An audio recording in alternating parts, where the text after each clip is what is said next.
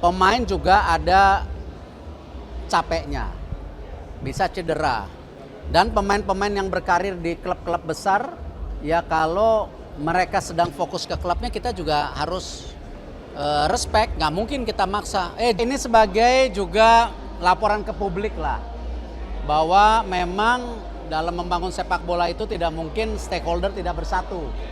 Kita bisa lihat dari private sector banyak sekali yang dukung, brandnya juga luar biasa, brand-brand yang memang dekat dengan sepak bola, olahraga, belum lagi banyak event juga yang tidak sekedar sepak bola, tetapi bagaimana kita mendekatkan diri dengan masyarakat, dengan fans, anak-anak kecil, difabel, ya, lalu juga dari keluarga yang kurang mampu, kita semua rangkul. Karena memang kita percaya harus berpikir lebih dari sepak bola. Yaitu apa? Sepak bola ini benar-benar alat pemersatu bangsa yang juga mengangkat marwah kita. Kita juga bagaimana nilai-nilai sepak bola itu ada kompetisi, ada saling membantu, friendly, dan hal-hal yang positif gitu. Selain ya memang kembali ini pertandingan yang ya seluruh Indonesia ratingnya tinggi banget sih. Jadi ya semua pada nonton sepak bola gitu. Jadi seberapa penting Pak peran sponsor bagi kelanjutan timnas? Ya kembali seperti yang saya sampaikan, tidak mungkin kita bergantung hanya dari pemerintah. 650 miliar lebih adalah angka yang fantastis. Saya juga tidak pernah terpikir mengelola sepak bola itu angkanya segitu besar. Kalau dulu di bola basket 30-40 cukup gitu. Di badminton mungkin 80. Ini benar-benar hampir bisa 7-10 kali lipat. Artinya ya memang peran pemerintah, private sector harus menjadi kesatuan. Kalau nggak tidak mampu, kalau tidak semuanya. Apalagi saya baru dengar tadi dari sosial media, Malaysia juga mau kembali membangun sepak bolanya. Ada coach baru katanya. Kita akan hire CEO. Kita akan lakukan ini ya. Ini kembali apapun yang kita sudah dapatkan hari ini jangan berpuas diri. Kita harus moving forward gitu. Harus jaga mimpi kita. Kalau tidak ya kita lewat lagi gitu. Soal AFF kemarin sempat bimbang soal AFF kemarin kan bimbang, terus kemudian ketika ketemu Vietnam kalah, evaluasinya dari PSSI gimana? Ya saya sudah sampaikan bahwa setiap kita mengirim tim kita punya target. Targetnya juga bukan sesuatu yang hiperbol. Melawan Myanmar, Laos wajib menang. Melawan Vietnam seperti hitungan kalah terhormat, kalau bisa seri luar biasa. Tadi malam pemain-pemain menunjukkan permainan yang baik. Ya belum maksimal, baik, ada kesempatan tapi baik. Nah, jadi saya akan minta lagi seluruh tim ya untuk kembali sama-sama bersatu. Pelatih juga fokus ke targetnya, melawan Filipina ini harus menang. Gitu. Itulah. Balik lagi ke target untuk AFF ini nih apa sebenarnya Pak untuk timnas? Loh memang kan kita mau coba tim muda yang memang usianya 20,3. Karena memang persiapan kita juga untuk jangka menengah dan panjang. Menengah kita ada SEA Games. Panjang ya itu ada 2027 kejuaraan U23 yang dimana kita ranking 4. Artinya kalau kita tidak menyiapkan tim 17-20 tahun yang hari ini sedang berusaha main di Piala Asia, bahkan coba lolos Piala Dunia, ya tidak mungkin. Ya kita lihat banyak juga pemain-pemain kita sudah mulai nanti 5 tahun lagi itu sudah mulai ke senior. Jadi ya kita harus terus bangun. Makanya tadi di paparan PSSI bagaimana dana-dana yang dikumpulkan ini kan kita membangun grassroots.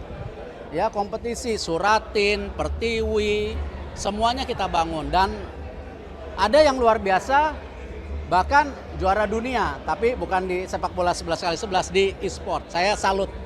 Ya, itu juga yang memang konteksnya luar biasa. Tanggapannya untuk JIC jadi bahwa Indonesia jadi tercatat begitu orang Indonesia. Ya, Seri A yang cetak gol.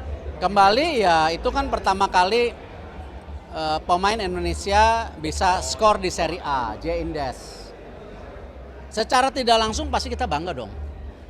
Nah inilah prestasi-prestasi yang kita harus terus ukir, tidak hanya sebagai tim tapi individu kita bisa ngasih lihat di liga-liga besar mereka bisa menjadi bagian daripada sebuah kampanye sepak bola Indonesia mendunia gitu.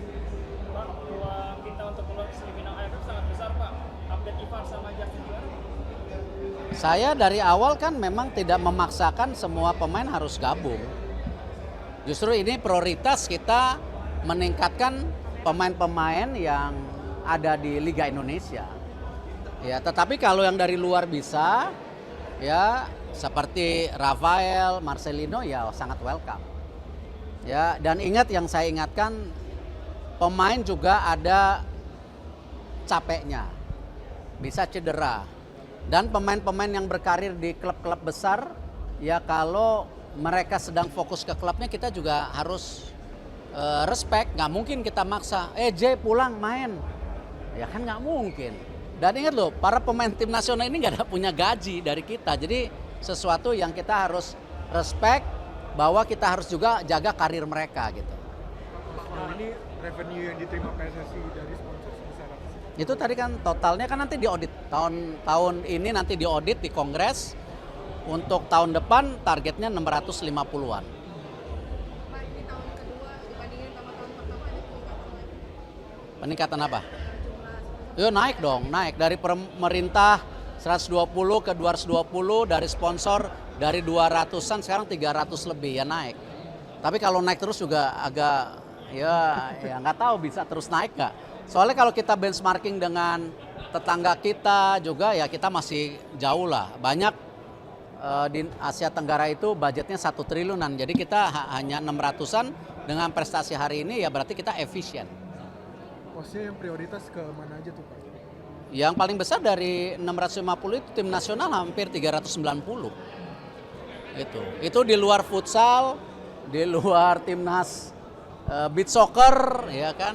Jadi angka yang ya hampir 60% lebih buat tim nasional itu. Itu kita belum hitung fasilitas pendukung tim nasional ya, seperti hal-hal seperti sport science, yang lain-lainnya lah yang kita belum masukkan sebenarnya. Saya nggak tahu, waktunya sangat mepet karena dari DPR mendukung, tapi kan mereka sedang reses baru tanggal 15, pendaftaran tuh tanggal 13 kalau nggak salah. Jadi ya sayang.